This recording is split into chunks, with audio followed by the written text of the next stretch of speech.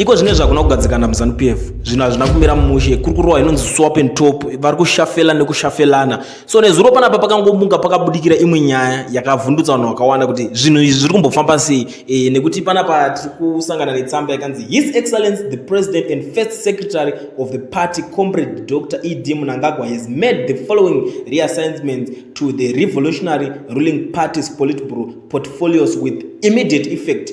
Comrade Advocate J.F. Mudenda has been reassigned to be the party's Treasurer General. He was formerly the party's Secretary for Legal Affairs.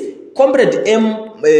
Machacha has been reassigned to the party's Secretary for Commissionariat. He was formerly the Revolutionary Party's Principal of the Chitepo School of Ideology. Comrade Patrick Chinamasa has been reassigned to be the party's Secretary for Legal Affairs. He was formerly the party's Treasurer General. Comrade MC Bima, who was the party's Secretary for Commissioner, remains a Politburo member. So panapa murezi mabva zviri kuitika ndezvekudai. So tikatarisa Jacob Mudenda na Patrick Chinamasa parova swap and top vangochinjaniswa mapost, but uyo anoitwa Mike Bima uyu ango ordinary member.